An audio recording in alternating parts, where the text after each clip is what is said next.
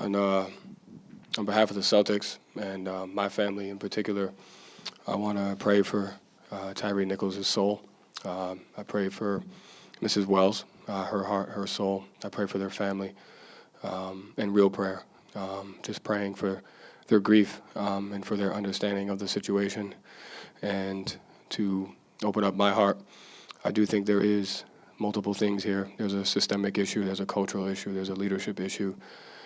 Bigger than that, there is an issue of this is a broken world. We live in a broken world where we don't hold each other accountable enough to the simple things in life of love, respect, of treating your neighbor the right way, and loving your neighbor. And instead we praise pride, we praise arrogance, we praise entitlement, and we all feel like we can do whatever we want at times, and that's not how this world works. And, so our Celtics organization grieves for that. We pray for that, and it's really important that, we're a representation of love, a representation of hope, and taking care of the guy next to us. That's what it's all about. And so I just wanted to share that. Coach, just kind of piggybacking off that, how do you process these type of life-altering world events that are happening around you with the reality that you're a basketball coach, you have basketball players, you're preparing for a game? How do you balance those two dynamics? I'm not a basketball coach. I'm just a person that shows up to work every day to help people. And I think that's where you have to look at it. I don't coach basketball. I don't really care about basketball as much as I care about the people next to me, the people that I can influence and the people that I can help. And that's the foundation of love and faith and respect and understanding of the guy, regardless of what you do or who you are. I don't think it matters. And so my identity is not in what I do. And I think that's a message that we can learn from.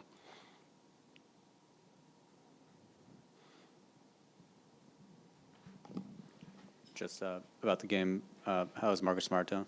He's doing all right. He's getting better. He's working at it. And did something happen with Rob like this morning or what? I think he just tweaked his ankle in the last game, and then it just kind of swelled up. So he's just taking care of it.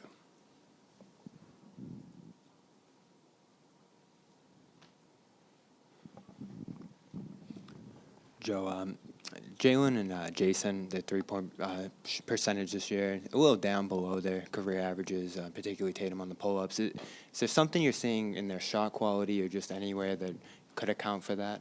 Their percentage is down, but their attempts are up, so it almost seems like their percentages haven't changed that much. And with Jason, I think among the top 5 players in minutes this year, obviously took that night off in Toronto. What's the balance between, I think we've talked a little bit about, winning and resting and management and things like that for him, and how you guys are going to manage his second half? Don't let the games go into overtime. Joe, how do you, obviously you're a role model and a mentor for your guys, even though you're young. How do you embrace that role, and how critical is that to you, and especially times like this where a lot of your young guys might be a little bit confused right now for what they see? Yeah, you have to first understand that I'm not perfect. I'm a sinner. I make mistakes. By no means do I think I have it figured out, because I don't. And so I make mistakes. I've upset people. I've done things in my life. And so I think you have to have an understanding and authenticity about who you are, what you're good at, what your strengths are, and where you can get better as a person. You have to be vulnerable about that. And so I think in times like this, you have to really double down on vulnerability, because everybody's feeling something different. Everybody should be allowed to have a different emotion towards it, and it's how you share it, it's how you own it, it's how you work through it together. And so the most important thing is that our guys know, that they have a place that they can go to, and that you don't have to live a perfect life. You don't have to wear this mask. It's okay to not be perfect, but it's not okay to not treat people the right way. It's not okay to not love the guy next to you. Thank you, Joe. Thank you.